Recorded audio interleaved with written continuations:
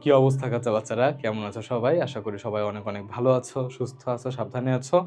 আজকে নবম দশম শ্রেণীর বাংলা দ্বিতীয় পত্রের নতুন একটা ক্লাসে আমরা চলে এসেছি। আজকে আমাদের এই ক্লাসটায় পুরো ক্লাসে আমরা তোমাদের তোমাদের কাছে অত্যন্ত জটিল বলে প্রতিপন্ন হয়, কিন্তু আসলে জিনিসটা জটিল না। আমরা আজকে সমাস নিয়ে আলোচনা করব। সমাস এমন একটা পরিচ্ছেদ তোমার বইয়ের, যেই পরিচ্ছেদ থেকে তোমার এসএসসিতে একটা একের অধিকও থাকার সম্ভাবনা আছে, কিন্তু একটা প্রশ্ন আসবেই। অর্থাৎ একটা পরিচ্ছেদ যদি সুন্দর করে আমরা এখন পড়ে ফেলতে পারি, তাহলে ক্লাসের মধ্যে আমরা 1 থেকে 2টা এমসিকিউ এর নাম্বার কিন্তু অলরেডি আমরা ইনশিওর করতে পারবো, তাই না, আমাদের এসএসসি পরীক্ষার জন্য। আর ক্লাস 9-এর যদি বলি, তাহলে তাদের অর্ধবার্ষিক বার্ষিক আছে, সেগুলোতেও এই পরিচ্ছেদগুলো ইনক্লুড আছে। তো তাদের জন্য তো ভালো লাগবে, আর এসএসসি তো আছে, তাই না? তো চলো আমরা আজকে বেশি কথা না বাড়িয়ে শুরু করব। আমরা এর আগে সমাসের আগে সন্ধি করেছিলাম। সন্ধিতে আমরা দেখেছিলাম সন্ধির পরিচ্ছেদটায় যে শব্দের সাথে, মানে শব্দের সাথে শব্দ না, আমার একদম বর্ণের সাথে বর্ণের মিলন হচ্ছে এক একটা। যেমন সন্ধিতে আমরা দেখেছিলাম কি, অহংকার। এইখানে মটা কয়ের আগে বসেছে বলে কি হয়ে গিয়েছিল, অনুস্বার হয়ে গিয়েছিল। আমরা বলেছিলাম অহংকার। কিন্তু সমাসের ক্ষেত্রে আমরা দেখব শব্দের সাথে শব্দের সংক্ষিপ্তকরণ, শব্দের একপদীকরণ বা পদের একপদীকরণ। জিনিসটা কিরকম, ধরো তোমাকে যদি এখন আমি লিখি সিংহ চিহ্নিত চিহ্নিত আসন, এই সিংহ চিহ্নিত আসন তিনটা আলাদা আলাদা পদ, এই তিনটা পদকে একপদীকরণ বা সংক্ষিপ্ত করে আমরা লিখতে পারি হচ্ছে সিংহাসন।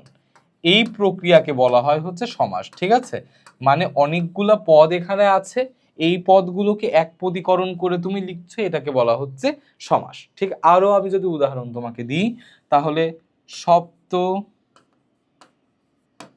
অহের সমাহার। দেখো, সপ্ত অহের সমাহার, তিনটা শব্দ। আমি যদি এটাকে সংক্ষিপ্ত করে বা একপদীকরণ করে একটা পদে যদি রূপান্তরিত করে ফেলি সপ্তাহ, তাহলে এই প্রক্রিয়াকে আমরা বলবো সমাস। তার মানে অনেকগুলা পদ, এই অনেকগুলা পদকে একপদীকরণ করে একটা শব্দে রূপান্তরের যে প্রক্রিয়া, যে পদ্ধতি, যে নিয়ম, সেটাকে আমরা নাম দিয়েছি সমাস। আরো একটা যদি উদাহরণ তোমাদের কাছে দিই, পরীক্ষা সংক্রান্ত সূচি।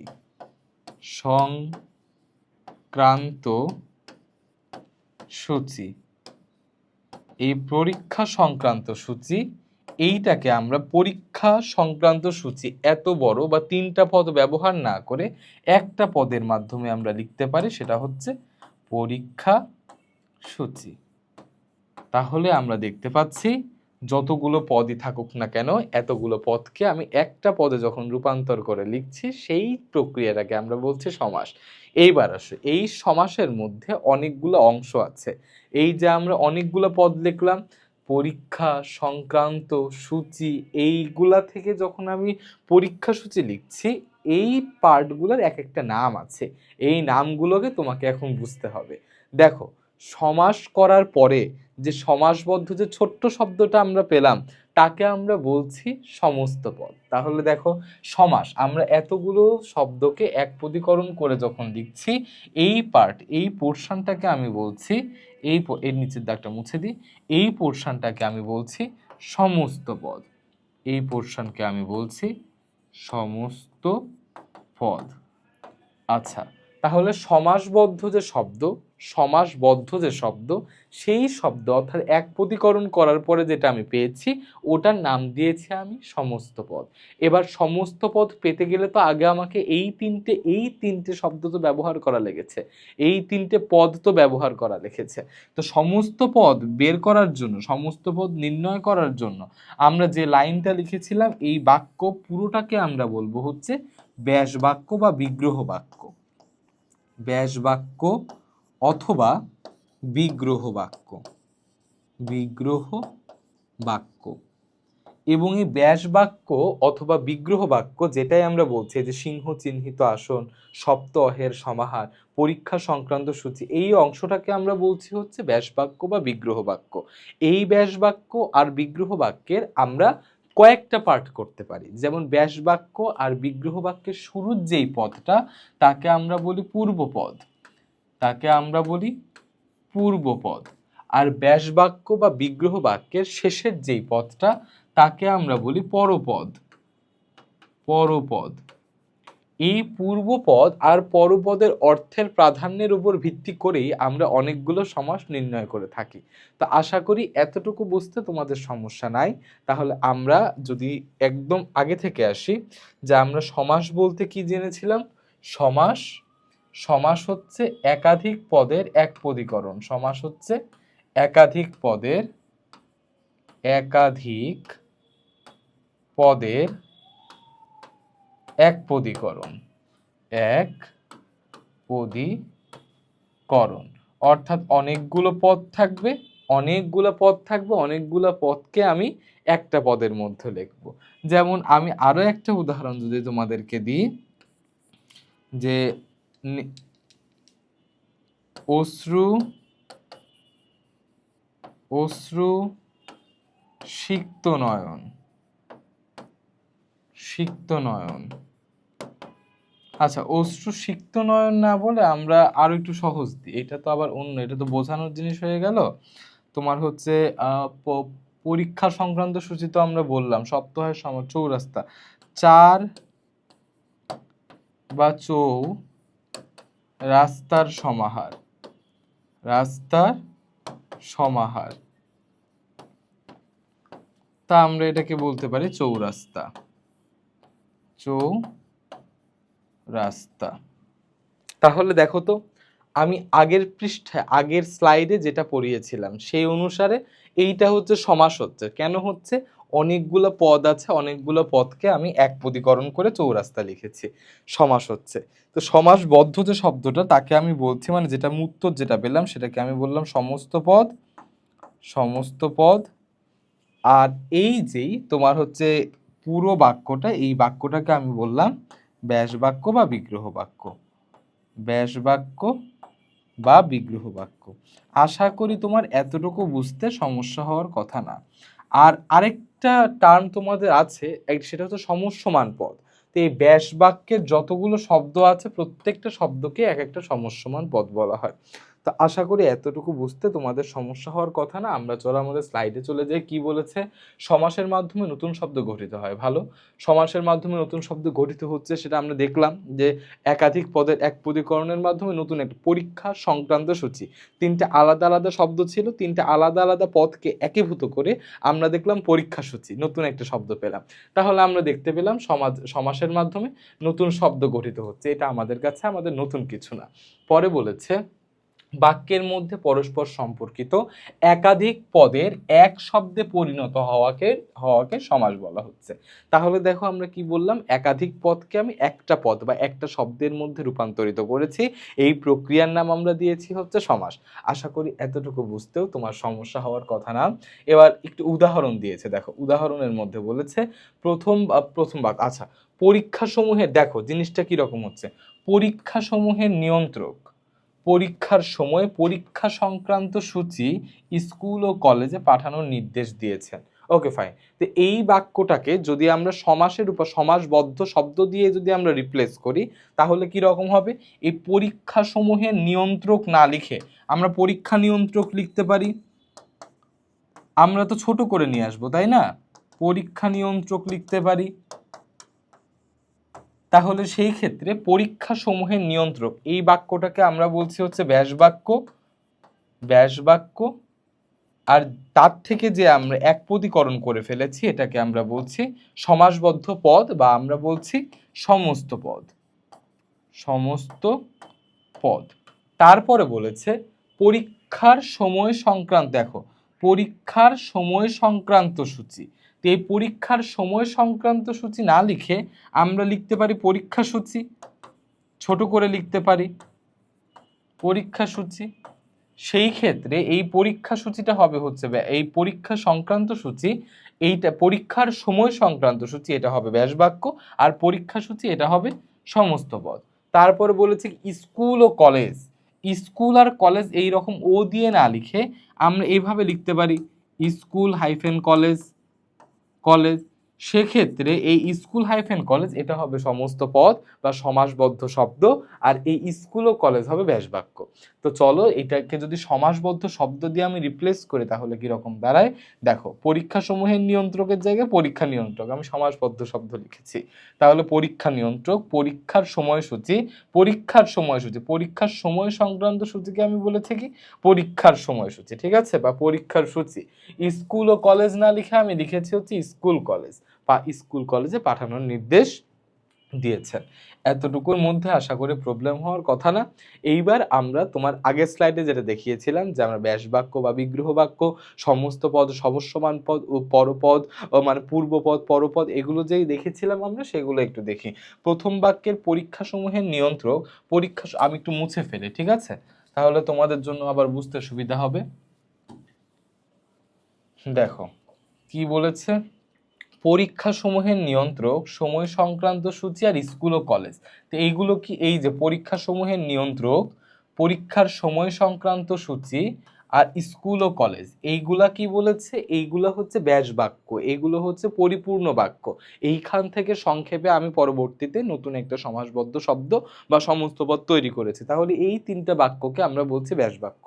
তো এখানেও তাই বলেছে, দেখো পরীক্ষা সমূহের নিয়ন্ত্রক, সময় সংক্রান্ত সূচি আর স্কুল কলেজ পদগুলো দ্বিতীয় বাক্যে গিয়ে কি হয়ে গিয়েছে, যথাক্রমে পরীক্ষা নিয়ন্ত্রক, সময়সূচি আছে, এখানে অত ডিটেল বলে নাই, মানে সংক্ষেপ করে দিয়েছে, মানে যেটা আমরা করলাম যে পরীক্ষা নিয়ন্ত্রক, পরীক্ষা সূচি, স্কুল কলেজ, এটা আমরা রূপান্তরিত করলাম। এই প্রক্রিয়ার, এই সংক্ষিপ্তকরণের প্রক্রিয়ার নামই হচ্ছে সমাস। এতটুকু বুঝতেও আশা করি তোমাদের সমস্যা হওয়ার কথা না। চলো আমরা পরের স্লাইডে চলে যাই, কি বলেছে। সমাসবদ্ধ শব্দকে দেখো, সমাসবদ্ধ শব্দকে বলে সমস্ত পদ, অর্থাৎ একটা শব্দকে যখন আমি সমাস করে ফেলেছিলাম, যেমন কি লিখেছিলাম আমরা, পরীক্ষার সময় সংক্রান্ত সূচি আমরা লিখেছিলাম পরীক্ষা সূচি। তো এই পরীক্ষা সূচিটাকে সমাসবদ্ধ শব্দ বলেছিলাম, এটাকে সমস্ত পদ বলেছিলাম। তো দেখো তাই বলেছে, সমাসবদ্ধ শব্দকে বলা হয় সমস্ত পদ। যেমন পরীক্ষা নিয়ন্ত্রক, যেটা ছোট করে যেটা লিখেছিলাম, সময়সূচি আর স্কুল কলেজ, এইগুলো স্কুল হাইফেন কলেজ, স্কুল ও কলেজ না কিন্তু স্কুল হাইফেন কলেজ, এইগুলো হচ্ছে সমস্ত পদ। এর প্রথম অংশের নাম পূর্বপদ আর শেষের অংশের নাম পরপদ। আমি তোমাকে বলেছিলাম যে আমরা ব্যাস বাক্য যখন করব, যেমন কি লিখেছিলাম, সিংহ চিহ্নিত আসন, সিংহ চিহ্নিত আসন, এটাকে বলা হচ্ছে সিংহাসন, সিংহাসন। তো সিংহ আর আসন, এই পদটাকে আমরা বললাম হচ্ছে সমস্ত পদ, সমস্ত পদ। এই সমস্ত পদে কি কি আছে, সিংহ আর আসন, তাহলে সিংহ আর আসন, এই প্রথম পদটাকে আমরা বলবো পূর্বপদ আর শেষের পদটাকে আমরা বলবো পরপদ, আর এই পুরো বাক্যটাকে আমরা বলবো হচ্ছে ব্যাস বাক্য। দেখো কি বলেছে, প্রথম অংশের নাম পূর্বপদ, শেষের অংশের নাম পরপদ। এখানে এই যে এখানে কি কি আছে, পরীক্ষা, সময় আর স্কুল, এইগুলা হচ্ছে পূর্বপদ, এই তিনটা হচ্ছে পূর্বপদ, পূর্বপদ, পূর্বপদ, পূর্বপদ। আর পরে যে পদগুলো আছে, নিয়ন্ত্রক, সূচি আর কলেজ, এইগুলা হচ্ছে পরপদ, পরপদ, পরপদ, পরপদ। Okay fine. তারপরে দেখি এর প্রথম অংশ, এখানে পরীক্ষার সময় আর স্কুল এগুলো হচ্ছে পূর্বপদ, আর নিয়ন্ত্রক, সূচি আর কলেজ হচ্ছে পরপদ। এতটুকু বুঝতেও আশা করি তোমাদের সমস্যা হওয়ার কথা না। আমরা কিন্তু অনেক স্লো আগানোর চেষ্টা করছি যেন তোমাদের অন্ততপক্ষে প্রতিটা লাইন সমাসের ক্লিয়ার হয়ে যায়, এবং এই একটা ক্লাসের মধ্য দিয়ে সমাস সম্পর্কিত তোমাদের মনে যে প্রশ্ন, তোমাদের যে সমস্যা, সমাস সম্পর্কিত প্রশ্ন সলভ করার যে প্রবণতা, এটা যেন দিনে দিনে বৃদ্ধি পায়। আমরা কিন্তু এইটাই কামনা করছি তোমাদের জন্য। তারপরে দেখো, যেসব শব্দ দিয়ে সমস্ত পদকে ব্যাখ্যা করা হয়, এই সিংহাসন হচ্ছে সমস্ত পদ, এই সিংহাসনকে ব্যাখ্যা করার জন্য আমি এই শব্দগুলো ব্যবহার করেছি, সিংহ চিহ্নিত আসন, এই বাক্যটা আমি ব্যবহার করেছি। এই বাক্যটাকে বলা হচ্ছে ব্যাস বাক্য, এটা আমি আগেই বলে দিয়েছিলাম। তো এটার সংজ্ঞা কি বলেছে, যেসব শব্দ দিয়ে সমস্ত পদকে ব্যাখ্যা করা হয় সেগুলোকে ব্যাস বাক্য বলে। এখানে ব্যাস বাক্যের সংজ্ঞা দিয়েছে এখানে, ঠিক আছে। এখানে পরীক্ষা নিয়ন্ত্রক পদের ব্যাস বাক্য হলো পরীক্ষা সমূহের নিয়ন্ত্রক, সময়সূচি পদের ব্যাস বাক্য হচ্ছে সময় সংক্রান্ত সংক্রান্ত সূচি। স্কুল কলেজ পদের ব্যাস বাক্য হচ্ছে স্কুল ও কলেজ, মানে সংক্ষিপ্ত পদটাকে আমরা যে বাক্য দিয়ে ভেঙে ভেঙে লিখেছিলাম ওই একদম বর্ণনামূলক বা ব্যাখ্যামূলক ওই বাক্যটাকে আমরা বলছি ব্যাস বাক্য। এতটুকু বুঝতেও আশা করি তোমার সমস্যা হওয়ার কথা না, কারণ আগে স্লাইডে আমরা প্রতিটা পার্ট ধরে ধরে বুঝিয়েছিলাম। এছাড়া যেসব পদ নিয়ে সমাস হয় সেগুলোকে, মানে কি এই যে সিংহ, চিহ্নিত, আসন, এই পদগুলোকে আলাদা আলাদাভাবে আমরা বলবো সমস্যমান পদ। দেখো কি বলেছে, এছাড়া যেসব পদ নিয়ে সমাস হয় সেগুলোকে বলা হয় সমস্যমান পদ।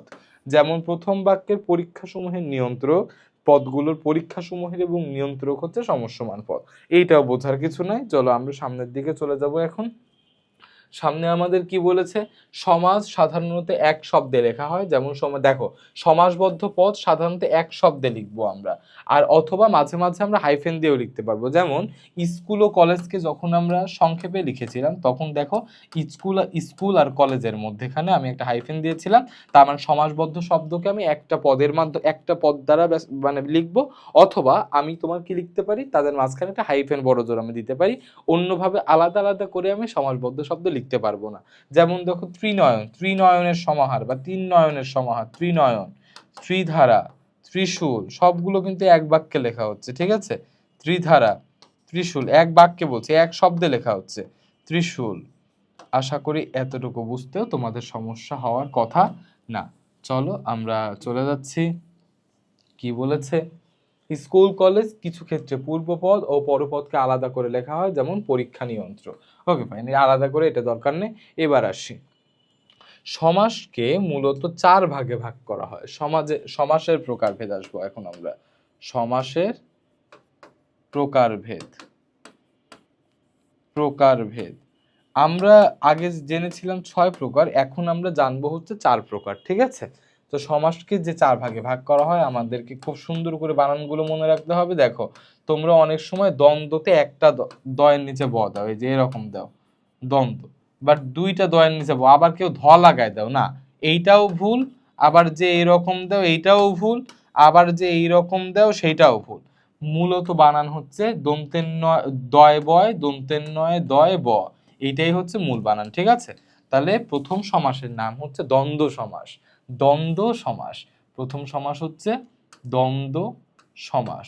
দ্বিতীয় সমাসের নাম হচ্ছে কর্মধারয় সমাস, কর্মধারয় সমাস।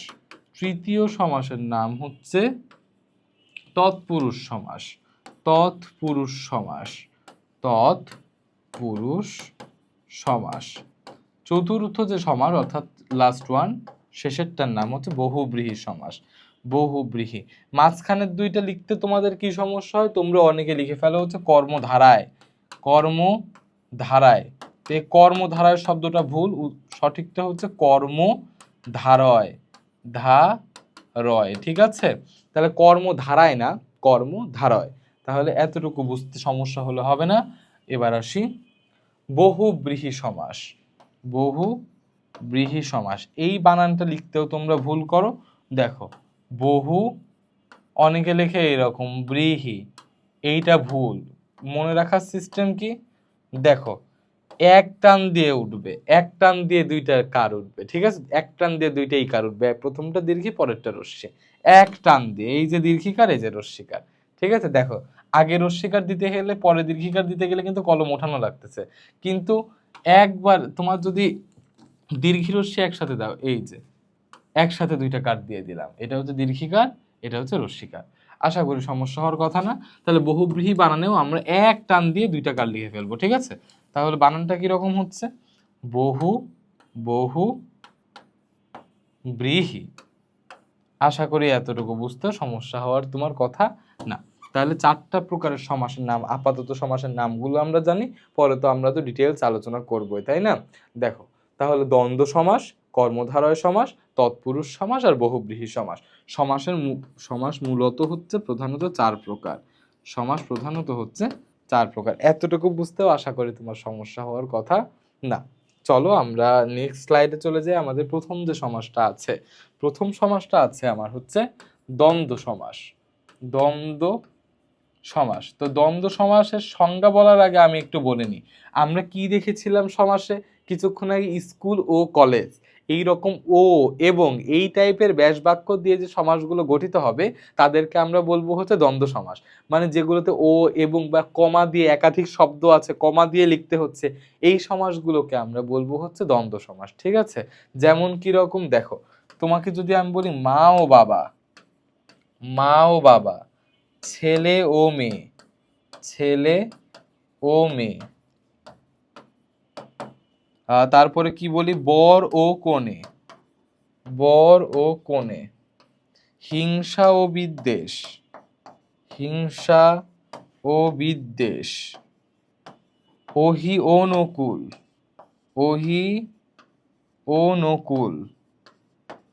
দেখো তো প্রত্যেকটারই ব্যাস বাক্যে আমি কি করেছি, প্রত্যেকটার ব্যাস বাক্যে আমি ও দিয়ে লিখেছি, ও দিয়ে লিখেছি। অথবা যদি আমি এরকম লিখতাম যে মা বাবা ও ছেলে, মানে একাধিক পদ আছে, এই পদগুলোকে একাধিক পদ, একই জাতীয় একাধিক পদ আছে, এই পদগুলোকে আমি কি দিয়ে লিখেছি, যদি দুই বা ততোধিক হয়ে যায় সেক্ষেত্রে একটা কমা ব্যবহার করেছি, শেষেরটার আগে ও ব্যবহার করেছি, আর বাকিগুলোর ক্ষেত্রে ও বা এবং ব্যবহার করতে পারি আমি। ঠিক আছে, তো এই ও এবং দিয়ে ব্যাস বাক্য করব আমরা যেই সকল সমাসে, সেই সকল সমাসে আমরা সেই সকল সমাসকে আমরা বলবো হচ্ছে দ্বন্দ্ব সমাস।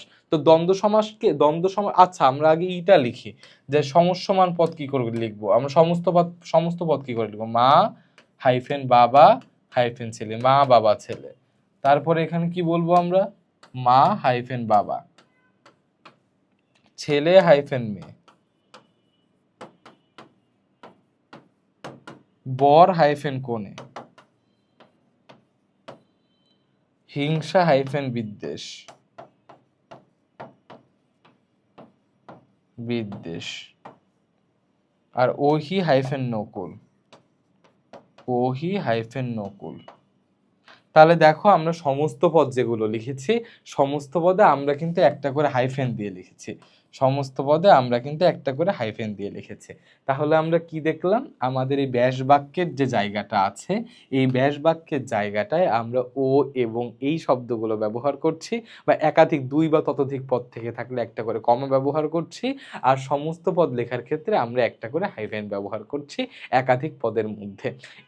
এই প্রকারের সমাসটাকে বলা হচ্ছে, এই প্রকারের সমাসকে বলা হচ্ছে দ্বন্দ্ব সমাস। তো দ্বন্দ্ব সমাসের সংজ্ঞাটা তাহলে কি, যেই সমাসে এইটা হচ্ছে পূর্বপদ, এটা হচ্ছে পরপদ, তার মানে পূর্বপদ আর পরপদ দুইটার অর্থেরই সমান প্রাধান্য থাকে, তাদেরকে আমরা বলতে পারছি দ্বন্দ্ব সমাস। কেন বলছি দেখো, যখন আমি ছেলে বলেছি, ছেলে হচ্ছে পূর্বপদ, ছেলে ছেলে সরাসরি এখানে বসে গিয়েছে, অর্থাৎ ছেলের অর্থের প্রাধান্য আছে। আবার মেয়ে, মেয়ে যেভাবে আমরা ব্যাস বাক্যে ব্যবহার করেছি, মেয়েও বসে গিয়েছে, মানে পূর্বপদ এবং পরপদ দুইটাই সমান গুরুত্ব দিয়ে আমরা লিখেছি, মাঝখানে একটা হাইফেন দিয়ে। যেহেতু পূর্বপদ এবং পরপদ দুইটা সমান গুরুত্ব দিয়ে আমরা লিখেছি এই সমাসের ক্ষেত্রে, সেই জন্য এই সমাসকে আমরা বলতে পারি দ্বন্দ্ব সমাস। তাহলে দ্বন্দ্ব সমাসের সংজ্ঞা যদি আমাকে বলতে হয়, যে সমাসে, দ্বন্দ্ব সমাসের সংজ্ঞা, যে সমাসে পূর্বপদ ও পরপদের অর্থের সমান প্রাধান্য থাকে, অর্থের সমান প্রাধান্য থাকে, সমান প্রাধান্য থাকে। এতটুকু বুঝতে আশা করি তোমার সমস্যা হওয়ার কথা না। ঠিক আছে, তাহলে এই সমাসগুলোকে আমরা বলছি দ্বন্দ্ব সমাস। এইবার আসো, হ্যাঁ এতটুকু বুঝতে তো আশা করি সমস্যা নেই, তাই না? তো চলো এখন আমরা চলে যাই আরেকটা জিনিসে। দেখো আমরা তো বিভক্তি শিখেছিলাম, সংক্ষেপে আমি একটু বিভক্তি নিয়ে বলে আসি। বিভক্তি আছে 7টা, তাই না? একটা আছে প্রথমা, একটা আছে দ্বিতীয়া, একটা আছে তৃতীয়া, একটা আছে চতুর্থী, একটা আছে পঞ্চমী, একটা আছে ষষ্ঠী, আরেকটা আছে সপ্তমী। তো এইখানে কি প্রথমা, দ্বিতীয়া, তৃতীয়া, চতুর্থী, পঞ্চমী, ষষ্ঠমী, প্রথমা মানে কোনো বিভক্তি না থাকলে তাকে বলি প্রথমাকে আমরা শূন্য বিভক্তিও বলে থাকি। ঠিক আছে, শূন্য। তো প্রথমা কি কোনো বিভক্তি না থাকলে তাকে আমরা বলি সেখানে প্রথমা বিভক্তি আছে বা শূন্য বিভক্তি আছে। কোনো বিভক্তি না থাকলে, ঠিক আছে। এবার আসো, দ্বিতীয় বিভক্তি কি কে রে, অর্থাৎ কোন শব্দের শেষে যদি কে অথবা রে যুক্ত থাকে তাহলে ওই বিভক্তিটাকে আমরা বলি হচ্ছে যে তোমার প্রথমা বিভক্তি বা দ্বিতীয় বিভক্তি। যেমন যদি আমি তোমাকে এখন বলি ছেলে হচ্ছে মূল শব্দ, তো ছেলের শেষে একটা কে লাগাই দিলাম, তো এই কে কে আমরা বলবো হচ্ছে দ্বিতীয় বিভক্তি, ঠিক আছে, দ্বিতীয় বিভক্তি। এখন যদি বলি বেড়া, বেড়া, বেড়া, এই বেড়া একটা শব্দ, এই বেড়া শেষে যদি রে লাগাই দিই তাহলে এই রেটাকে আমি বলবো হচ্ছে দ্বিতীয় বিভক্তি, দ্বিতীয় বিভক্তি। আশা করি এখন তোমার বুঝতে সমস্যা নাই, ঠিক আছে। তাহলে এইটা আমার আজকে বোঝানোর বিষয় না, আমি মোটামুটি বেসিক একটা ধারণা দিচ্ছি বিভক্তি সম্পর্কে তোমাদের, যেন আমি পরবর্তী সমস্যা তোমাকে করাইতে পারি।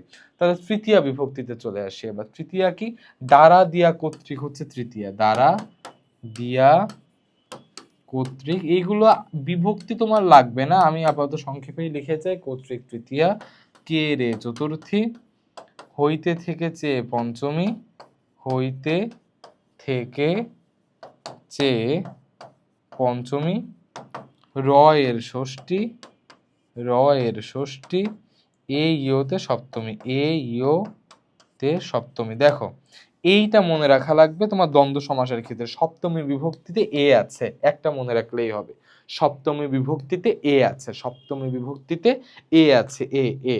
যেমন যদি এখন তোমাকে আমি বলি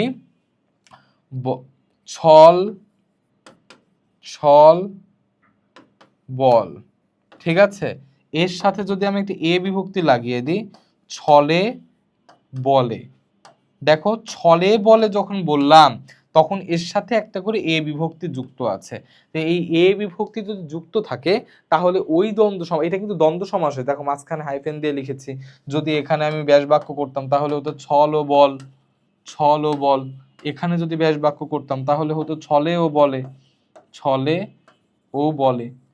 তো এই ক্ষেত্রে আমরা যেহেতু এ বিভক্তি দিয়ে লিখেছি, এই সমাস, এই দ্বন্দ্ব সমাসটাকে আমরা বলবো এক শেষ দ্বন্দ্ব। কি সরি সরি এক শেষ না, এটাকে বলবো আমরা অলুক দ্বন্দ্ব। অলুক, এক শেষ তো আবার আলাদা, এটাকে আমরা বলবো অলুক দ্বন্দ্ব। তো অলুক দ্বন্দ্বটা কি রকম আমরা চলো একটু দেখি। অলুক দ্বন্দ্ব, অলুক দ্বন্দ্ব, আমরা তো দ্বন্দ্ব সমাস দেখলাম তাই না, এই অলুক দ্বন্দ্ব সমাস হচ্ছে অলুক দ্বন্দ্ব সমাস, এইটা হচ্ছে সমাসেরই একটা প্রকারভেদ। এই অলুক দ্বন্দ্ব সমাসে কি বলা হচ্ছে, যে দ্বন্দ্ব সমাস যদি হয় ছল বল, ছল বল, তারপরে কি লিখতে পারি আমরা, একটা ঘটি, না না এভাবে একটা শব্দ বলো, ছলে বলে তো বল, আচ্ছা এইটা দিয়েই বোঝায় আপাতত। দেখো ছল বল, এই ছল আর বলের সাথে আমি কি ছলে বলে, এইটা যদি করে দেখো ছল বল যদি থেকে থাকে তার ব্যাস বাক্য হবে ছল ও বল, সেক্ষেত্রে এইটাকে আমরা বলবো হচ্ছে দ্বন্দ্ব সমাস, সেক্ষেত্রে এটাকে আমরা বলবো দ্বন্দ্ব সমাস, ঠিক আছে, দ্বন্দ্ব সমাস। কেন দ্বন্দ্ব সমাস বলছি তার আগে ব্যাখ্যা দিয়েছি, ব্যাস বাক্যে ও আছে, যখন সমস্ত পদ করেছে তখন হাইফেন দিয়ে লিখেছি, তাহলে আমরা সেটাকে আমরা সেই জন্য তোমার দ্বন্দ্ব সমাস বলছি। কিন্তু এখানে এইখানে যখন আমি সমস্ত পদ, এই সমস্ত পদ থেকে ব্যাস বাক্য করছে ছলে ও বলে, আমি কি দেখতে পাচ্ছি, মূল শব্দের সাথে পূর্বপদ এবং পরপদ উভয় জায়গায় আমার এ বিভক্তি, এ একটা বেশি যুক্ত হয়েছে, একটা এ বেশি যুক্ত হয়েছে, আর এ হচ্ছে সপ্তমী বিভক্তি। তাহলে আমাদের একটু সংক্ষেপে মনে রাখতে হবে এই অলুক দ্বন্দ্ব সমাসে কি এ বিভক্তি যুক্ত থাকে, এ বিভক্তি যুক্ত থাকে, যুক্ত থাকে,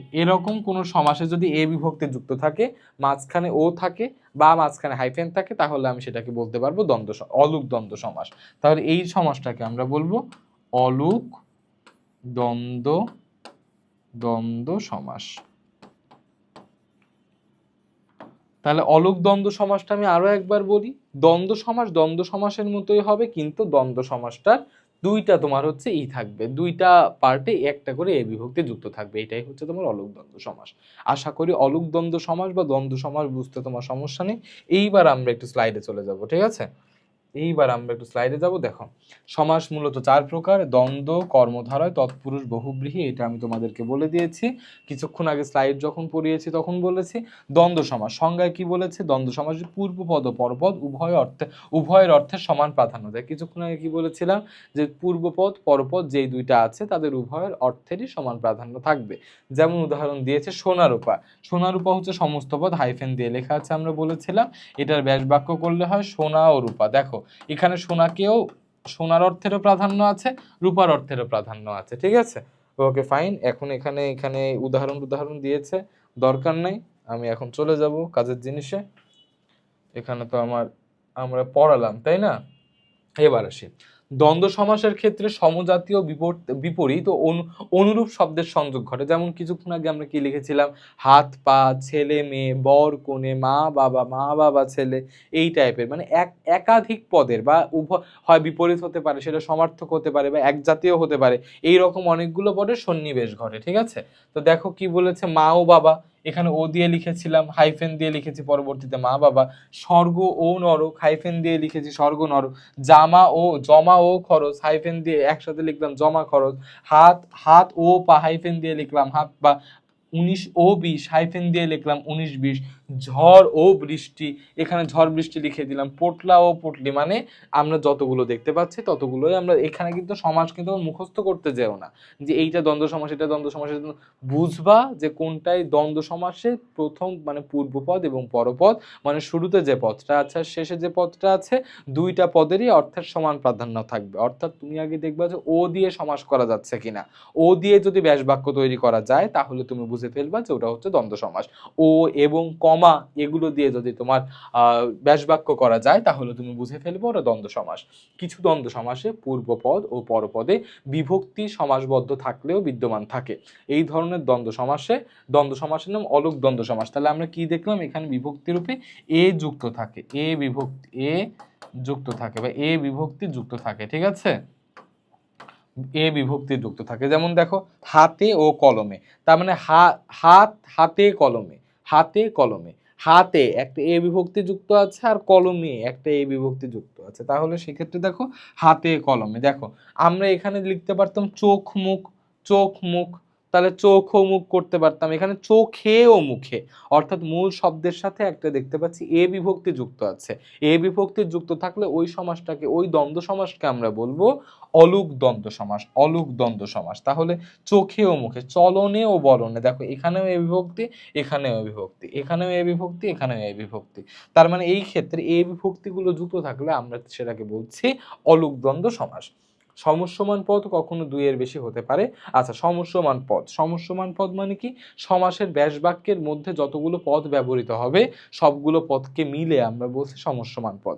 একের অধিক হতে পারে, যেমন কি সাহেব, বিবি ও গোলাম। কিছুক্ষণ আগে আমরা লিখেছিলাম মা বাবা ও ছেলে, তাহলে লিখেছিলাম মা হাইফেন বাবা হাইফেন ছেলে। তো এখানে যেহেতু লিখেছে সাহেব ও বিবি ও গোলাম, তাহলে সাহেব হাইফেন বিবি হাইফেন গোলাম।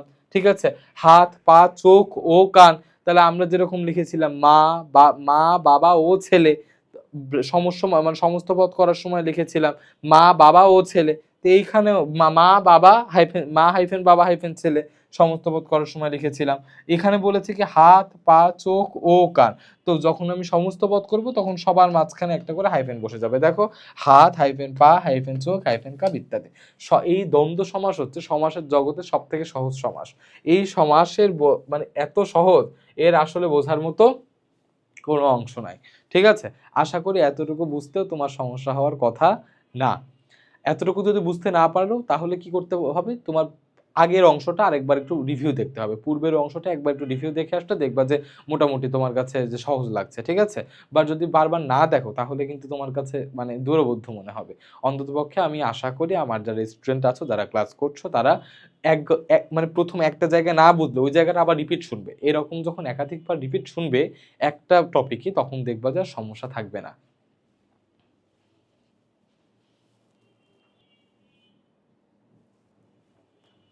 এইবার দেখো আমরা আমাদের পরবর্তী সমাসে চলে যাব। আমাদের পরবর্তী সমাসের নাম হচ্ছে, আমরা তাহলে 4টা সমাসের মধ্যে আমরা একটা সমাস কমপ্লিট করে ফেলেছি, তাই না? 4টা সমাসের মধ্যে আমরা একটা কমপ্লিট করে ফেলেছি। এখন আমরা 2 নম্বরে আসব। এই সমাসটা অনেক সহজ। এটা দেখো আমরা ওরকম করে নিয়ম অনুযায়ী মনে রাখবো না, আমরা অনেকটা হচ্ছে তোমার একদম কাহিনী দিয়ে মনে রাখবো, ঠিক আছে? কর্মধারয় সমাস। এই কর্মধারয় সমাস হচ্ছে তুলনা বোঝাবে। কি বোঝাবে? তুলনা বোঝাবে, তুলনা করবে, তুলনা বোঝাবে, তুলনা বোঝাবে। কিরকম? যে তোমার চোখ সমুদ্রের মতো সুন্দর, তোমার চোখ একদম মানে পল্লব পাতার মতো সুন্দর, পটল চেরা চোখ, পটল চিললে যেরকম করে সুন্দর একটা আভা সৃষ্টি হয়, তোমার চোখ সেরকম সুন্দর। তো এই ধরনের তোমার গায়ের রং শুভ্রের মতো, তোমার গায়ের রং শুভ্রের নেই, শুভ্র রঙা, ঠিক আছে? মানে তোমাকে শুধু প্রশংসা করবে অথবা নিন্দা করবে, ঠিক আছে? আর মানে তুলনা যদি করে যে সমাসের মাধ্যমে, সেটাকে আমরা বলবো হচ্ছে কর্মধারয় সমাস। তো এই কর্মধারয় সমাসে কর্মধারয় সমাসকে আমরা অনেক ভাগে ভাগ করে থাকি। যেমন কি? যে যোজক সহ দ্বিগু কর্মধারয়, দ্বিগু কর্মধারয় সমাস।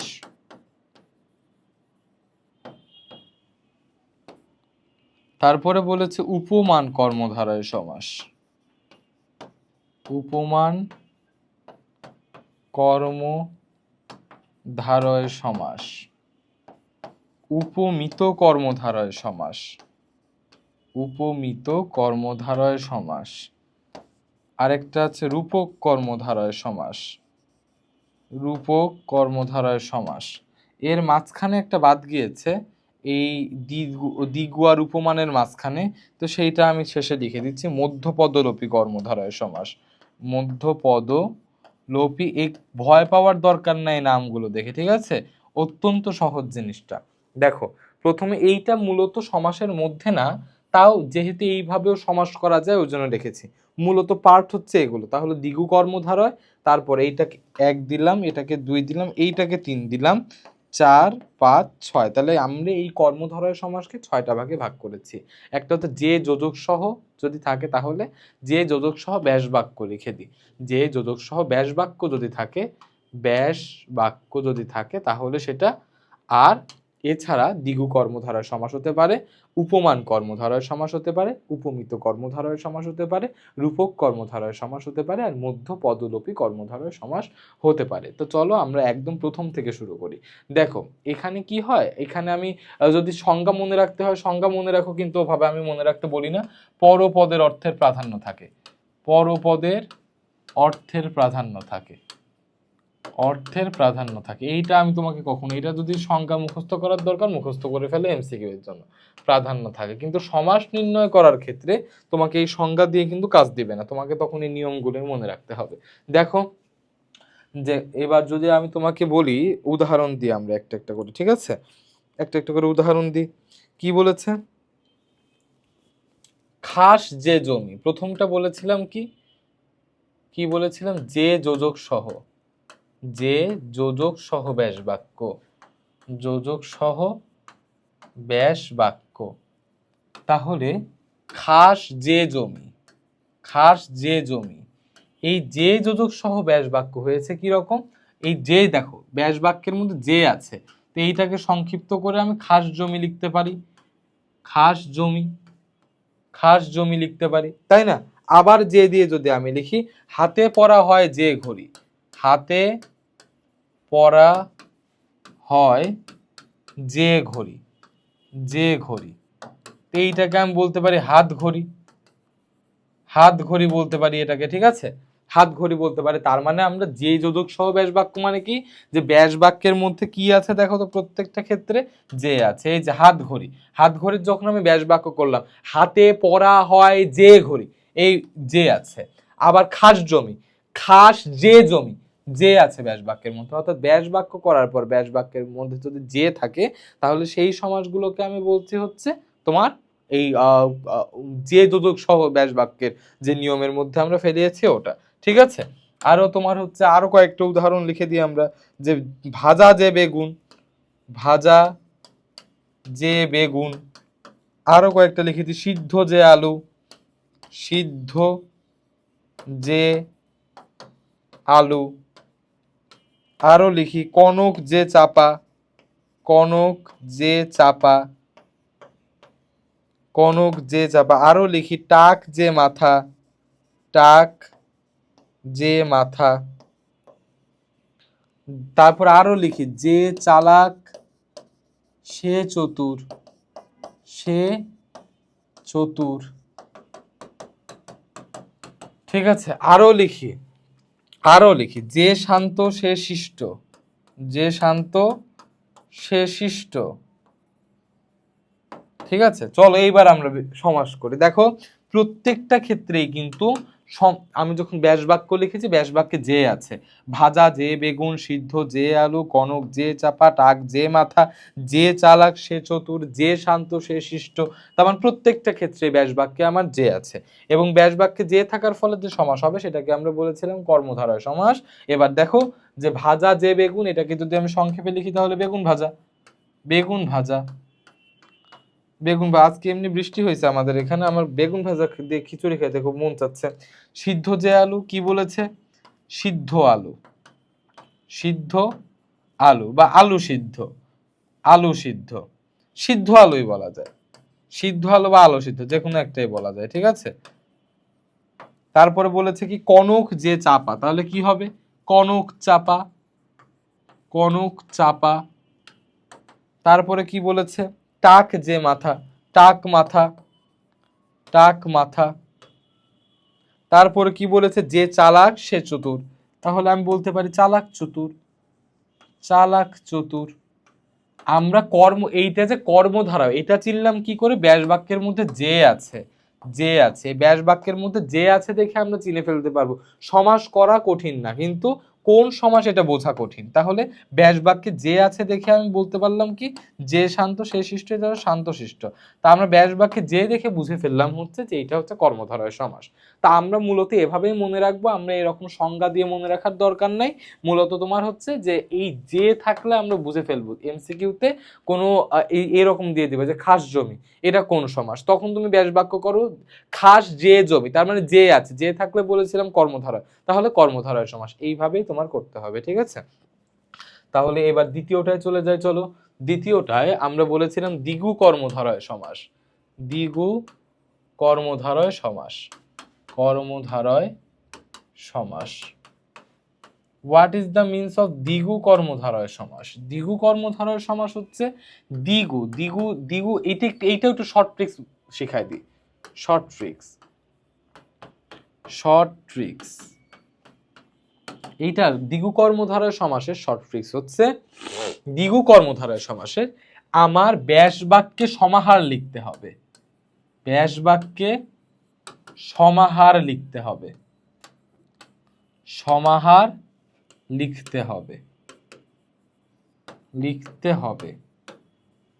আর সংখ্যাবাচক, সংখ্যাবাচক শব্দ থাকবে, শব্দ থাকবে। তাহলে দেখো এই দুইটা শুধু মনে রাখতে হবে। একটা হচ্ছে ব্যাস বাক্যে আমার সমাহার লিখতে হবে, আর সংখ্যাবাচক, ব্যাস বাক্যে সমাহার লিখতে হবে আর সংখ্যাবাচক শব্দ হতে হবে। তাহলে সংখ্যাবাচক শব্দ মানে কি? ধরো আমি যদি এখানে লিখি ত্রিফলা, ত্রিফলা, তাহলে কি হবে? ত্রিফলার সমাহার, ত্রি মানে হচ্ছে তিন, ত্রিফলার সমাহার। দেখো ব্যাস বাক্যের মধ্যে এই সমাহার আর এই ত্রি মানে তিন, সংখ্যাবাচক শব্দ দেখে আমরা বুঝে ফেলবো যে এটা দ্বিগু কর্মধারয়। তাহলে দ্বিগু কর্মধারয়ের কন্ডিশন হচ্ছে দুইটা, একটা মানে শর্ট ট্রিক্স হচ্ছে দুইটা। দ্বিগু কর্মধারয় আমরা কি করি? কর্মধারয় তো আমরা বুঝবো যে দেখে, সাধারণ যে কর্মধারয়গুলো আছে। দ্বিগু কর্মধারয় আমরা কিভাবে বুঝবো? সমাহার, ব্যাস বাক্যে অবশ্যই সমাহার থাকতে হবে এবং সংখ্যাবাচক শব্দ হতে হবে। চলো তাহলে আমরা একটু উদাহরণ দেখে আসি। সপ্ত অহের সমাহার, সপ্ত মানে সাত, অহের সমাহার,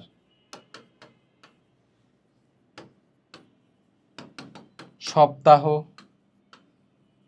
তারপরে কি বলেছে? ওই বললাম না ত্রিফলার সমাহার, ত্রি মানে তিন, ত্রি মানে তিন, ফলার সমাহার, ফলার সমাহার, ত্রিফলা। আচ্ছা, এবার কি, এবার আসো পুরুষ, ওইটা তো পরে যাচ্ছে, ওইটাই আমরা এবার আসি।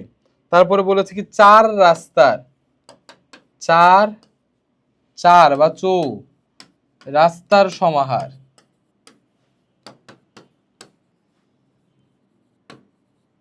আমরা বলছি চৌরাস্তা,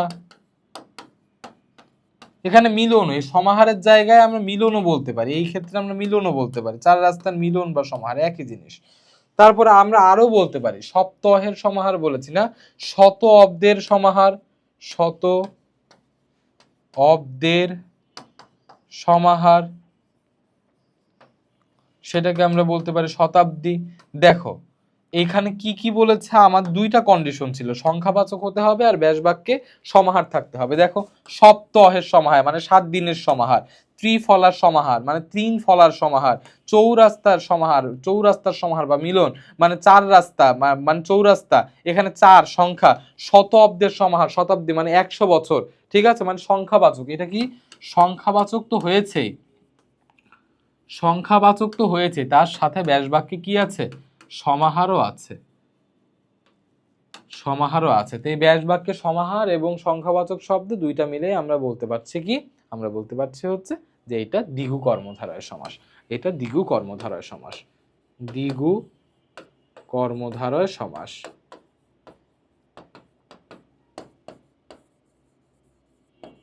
কর্মধারয় সমাস। আশা করি এতটুকু বুঝতে তোমাদের সমস্যা হওয়ার কথা না। তাহলে আমরা দেখো আমরা কি কি শিখে ফেললাম, আমরা কি কি শিখে ফেললাম, আমাদের ছিল যে বা যোজক সহ ব্যাস বাক্য, এটাও আমরা শিখে ফেললাম, দ্বিগু কর্মধারয় সমাস এটাও আমরা শিখে ফেললাম। আমাদের পরবর্তীতে বলেছে উপমান কর্মধারয় সমাস। এই দেখো উপমান আর উপমিতটা আমরা হচ্ছে একবারে শিখে ফেলবো, ঠিক আছে। চলো আমরা দেখি, আমরা কয়েকটা বাক্য একটু লিখবো, ঠিক আছে, আমরা কয়েকটা বাক্য একটু লিখবো যে কোনটা উপমান কোনটা উপমিত। শোনো, উপমান আর উপমিতের মধ্যে তুলনা হবে, তুলনা বোঝাবে, উপমান আর উপমিত, উপমিত এই দুইটা সমাসে, এই দুইটা কর্মধারয় সমাসে তুলনা করবে, তুলনা করবে, তুলনা করবে। কিরকম তুলনা করবে, চলো আমরা কয়েকটা সেন্টেন্স লিখি, তারপরে আমাদের একটু সহজ হয়ে যাবে জিনিসটা বুঝতে, ঠিক আছে। শশের মতো ব্যস্ত, শশের মতো ব্যস্ত। তারপরে আমরা কি লিখতে পারি, পুরুষ সিংহের ন্যায়, পুরুষ সিংহের ন্যায়। তারপরে আমরা কি লিখতে পারি, আখি পদ্মের ন্যায়, আখি পদ্মের ন্যায়। তারপরে আমরা কি লিখতে পারি, কাজলের মতো কালো, কাজলের মতো কালো। তারপরে আমরা কি লিখতে পারি, মুখ চন্দ্রের ন্যায়, মুখ চন্দ্রের ন্যায়। দেখো এইবার এতগুলো সমাস দিয়ে তোমাকে বলা হয়েছে কোনটা উপমান কর্মধারয় সমাস, কোনটা উপমিত কর্মধারয় সমাস, এবং দেখো প্রত্যেকটাতে কিন্তু তুলনা বোঝানো হয়েছে। শশের মতো ব্যস্ত মানে শশ মানে খরগোশ, খরগোশ যেরকম ব্যস্ত হয় খরগোশের সাথে তার ব্যস্ততার তুলনা করা হয়েছে। পুরুষ সিংহের ন্যায়, তার মানে যে পুরুষ, পুরুষের সাথে সিংহকে তুলনা করা হয়েছে, যে সিংহের ন্যায় পুরুষ, ঠিক আছে। তারপরে কি বলেছে, আখি পদ্মের ন্যায়, আখি মানে চোখ, তার মানে চোখটা পদ্মের মতো সুন্দর। কাজলের মতো কালো মানে কাজল যে কালোকে কার সাথে তুলনা করা হয়েছে, কাজলের সাথে, যে কাজল যেরকম কালো ঠিক ওই রকম কালো। তারপরে মুখ চন্দ্রের ন্যায় মানে মুখটাকে চাঁদের সাথে তুলনা করা হয়েছে, তার মানে মুখ, তার মুখটা চাঁদের মতো, চাঁদের সাথে তার মুখটাকে তুলনা করা হয়েছে, তাই না। তো এখন আমরা সমাসটা, আমরা ব্যাস বাক্য থেকে আমরা সমস্ত পদ আগে নির্ণয় করে ফেলি। চলো, শশের মতো ব্যস্ত, এটা হচ্ছে শশ ব্যস্ত, শশ ব্যস্ত। পুরুষ সিংহের ন্যায়, এটা হচ্ছে সিংহ পুরুষ,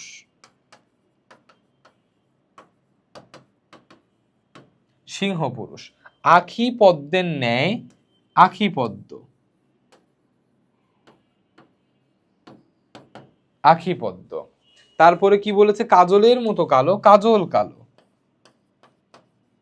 কাজল কালো। মুখ চন্দ্রের ন্যায় মুখচন্দ্র, মুখচন্দ্র। এইবার আমি নির্ণয় করব কি করে যে কোনটা উপমান কর্মধারয় সমাস, কোনটা উপমিত কর্মধারয় সমাস, তাই না? শোনো, এইখানেও একটা শর্ট ট্রিক্স আছে, এইখানেও একটা শর্ট ট্রিক্স আছে। শর্ট ট্রিক্স, ব্যাস বাক্যে আমি যেই দুইটা শব্দ ব্যবহার করেছি সেই দুইটা শব্দকে যদি আমি ছুঁতে পারি, সেই দুইটা শব্দের যদি যেই দুইটা উপাদান আছে এই দুইটা উপাদান যদি আমি ছুঁতে পারি, দুইটাই যদি ছোঁয়া যায় তাহলে উপমিত কর্মধারয় সমাস।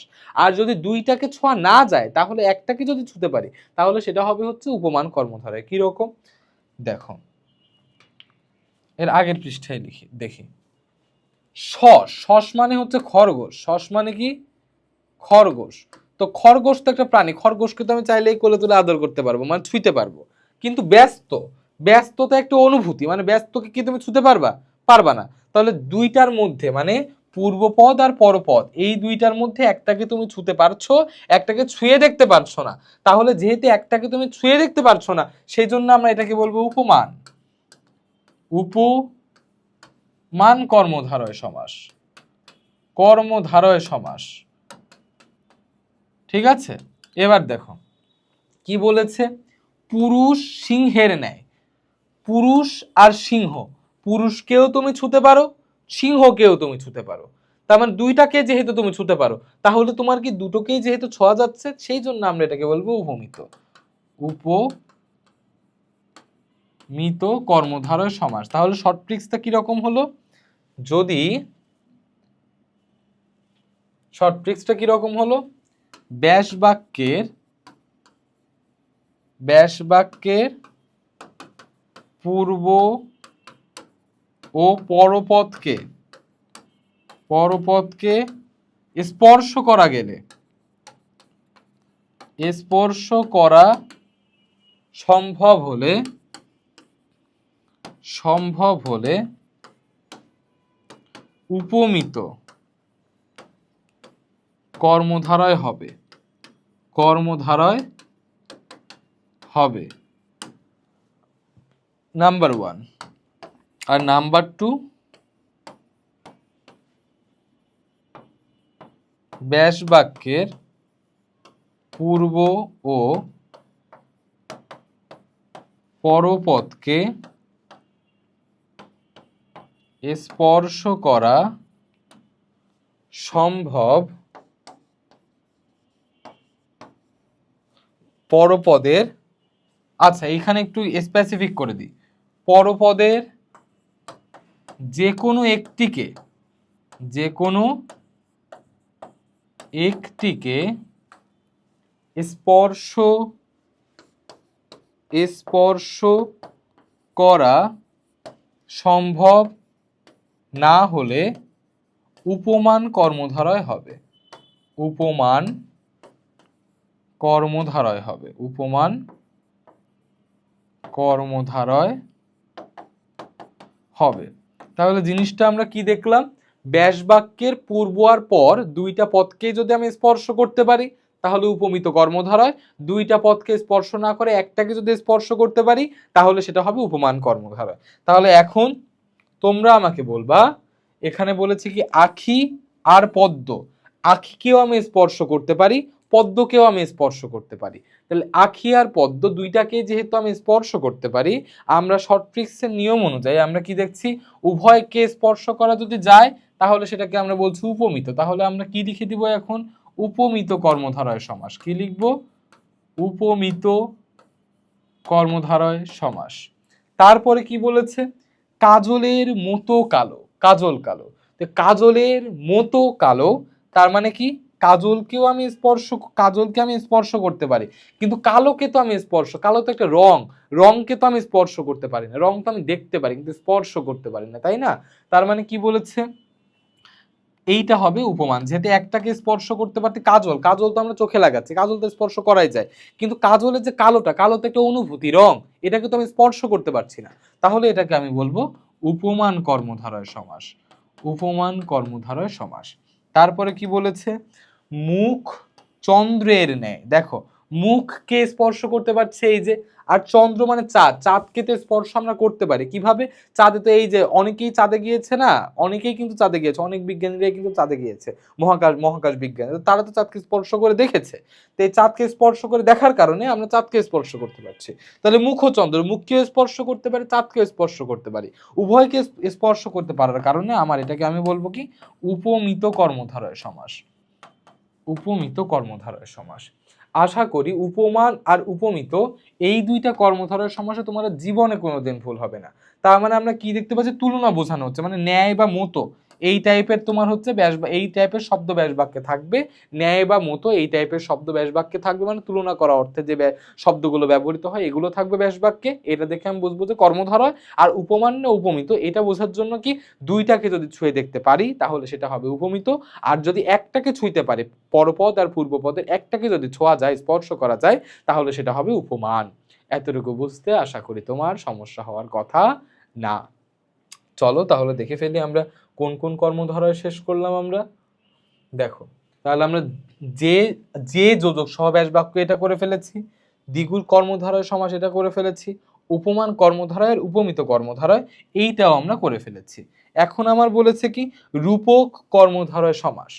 রূপক কর্মধারয় সমাস, এই রূপক কর্মধারয় সমাস এটা এখন আমরা আলোচনা করব। চলো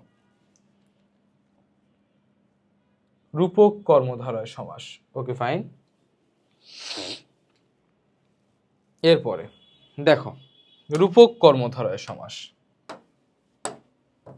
রূপক কর্মধারয় এটা সম্ভবত 4 নাম্বার ছিল, এটা রূপক কর্মধারয় সমাস। রূপক কর্মধারয় সমাস। এই রূপক কর্মধারয় সমাসে কি হবে, তুলনা বোঝাবে। মানে ধরো মনের মতো, মানে মনের মধ্যে তুমি একটা মাঝিকে চিন্তা করছো, মনের মধ্যে রূপ দিয়েছো একটা মাঝিকে, ওইটা হবে মন রূপ মাঝি, মন মাঝি। বা তুমি কি করেছো, তুমি মানে কি বিষাদ সিন্ধু, তোমার মনের মধ্যে সিন্ধু পরিমাণ বিষাদগ্রস্ততা, মানে একদম সিন্ধু পরিমাণ দুঃখ জমে আছে, ঠিক আছে? তো তুমি ওটাকে কি মনের মধ্যে তুমি ওটাকে রূপ দিয়েছো, সেই বিষাদটাকে সিন্ধুর পরিমাণে, মানে নিজের দুঃখকে সিন্ধু পরিমাণে বা পাহাড় পরিমাণে রূপ দিয়েছো। তার মানে এটা আমরা চিনবো কি করে, ব্যাস বাক্যে রূপ থাকবে, রূপক কর্মধারয় কি থাকবে, ব্যাস বাক্যে রূপ থাকবে, রূপ থাকবে, এটা দেখে আমরা রূপক কর্মধারয়কে চিনবো, ঠিক আছে? তাহলে দেখো ব্যাস বাক্যে রূপ থাকবে, তো এই ব্যাস বাক্যে রূপ থাকবে রূপক কর্মধারয়, এইটাই আমরা কিভাবে লিখবো, যে এটা আমরা কিভাবে লিখবো, যদি আমরা সমাস বলি মন রূপ মাঝি। দেখো ব্যাস বাক্যে রূপ আছে, রূপ থাকবে, এটা তো ট্রিক্স, ব্যাস বাক্যে রূপ থাকবে, মন রূপ থাকবে লিখে মন রূপ মাঝি, এইটাকে যদি আমি বলি মন মাঝি সমস্ত পদ, তাই না? এবার আসি, এবার কি বলেছে, বিষাদ রূপ সিন্ধু, বিষাদ রূপ সিন্ধু, বিষাদ সিন্ধু, বিষাদ সিন্ধু। আরো কিছু উদাহরণ লিখে দিই, যেহেতু পরীক্ষায় তো তোমাদেরকে অ্যান্সার করতে না, এই দুইটা উদাহরণ পড়লেই হবে, এই দুইটা উদাহরণ পড়লেই হবে, মন রূপ মাঝি আর বিষাদ রূপ সিন্ধু, এই দুইটা উদাহরণ পড়লেই হবে, মন রূপ মাঝি আর বিষাদ রূপ সিন্ধু, এই দুইটা উদাহরণ পড়লেই হবে। আশা করি এতটুকু বুঝতে তোমার সমস্যা হওয়ার কথা না।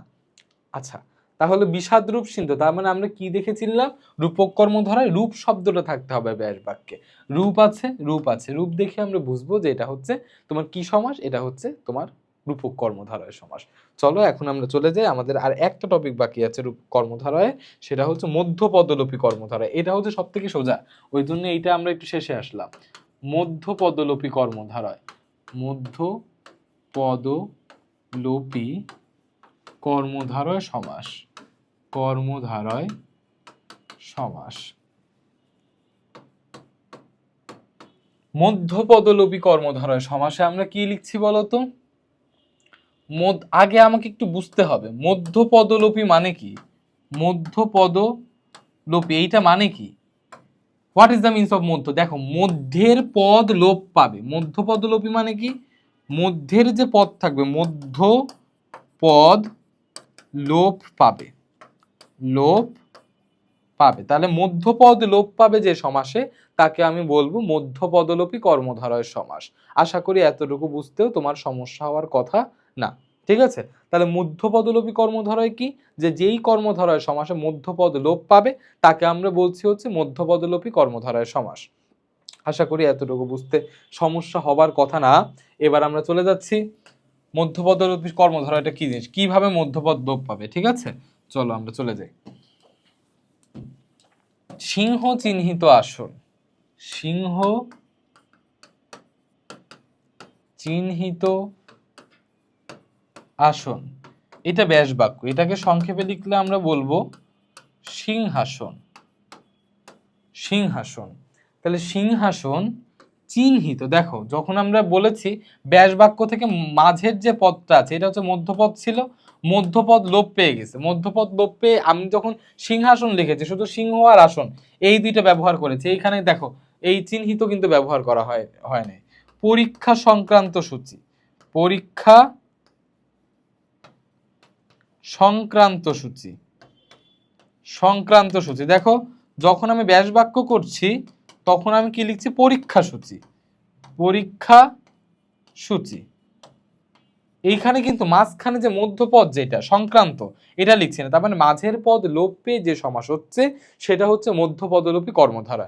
তাহলে আমরা দুইটা সমাস খুব ভালো করে শিখে গেলাম, একটা হচ্ছে দ্বন্দ্ব সমাস, একটা হচ্ছে কর্মধারয় সমাস। দুইটা সমাস আমি খুব সুন্দরভাবে উপস্থাপন করলাম, আর আশা করি এই দুইটা সমাসে তোমার জীবনে কোনোদিনও সমস্যা হওয়ার কথা না।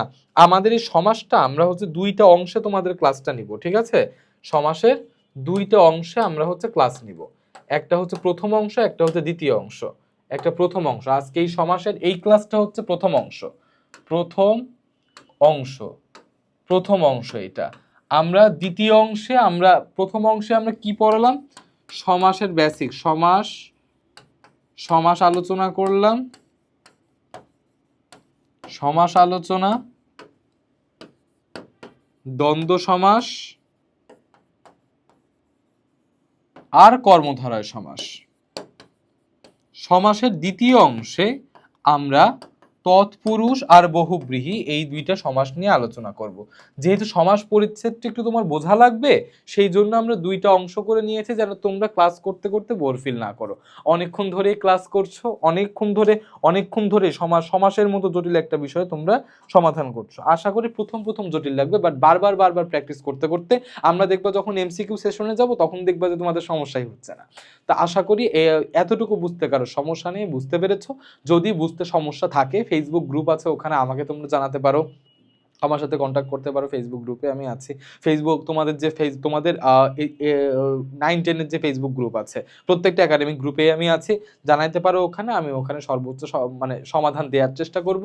আর সব থেকে ভালো হয় হচ্ছে যেখানে বুঝতে সমস্যা হচ্ছে ওই অংশটা আরেকবার একটু আগে থেকে ভিডিওটা একটু প্রিভিয়াসে যে আগে থেকে যে একটু হচ্ছে স্কিপ মানে একটু দেখে আসবা। আর চেষ্টা করবা যেন কোনো অংশ স্কিপ করে, মানে অনেকে ভিডিও টেনে দেখে, টেনে না দেখে পুরো ক্লাসটাই একটু ভালো করে শোনার জন্য চেষ্টা করবা, যাতে সমাসের কোনো জায়গায় যেন তোমাদের বেসিকে সমস্যা না থাকে। এই পর্যন্ত যারা করেছো, এতক্ষণ ধরে যারা ক্লাস করছো তাদেরকে অসংখ্য ধন্যবাদ। সকলে ভালো থাকো, সুস্থ থাকো, সাবধানে থাকো। পরবর্তী কোনো একটা ক্লাসে আবারও দেখা হবে। তো সবার জন্য থাকছে শুভকামনা।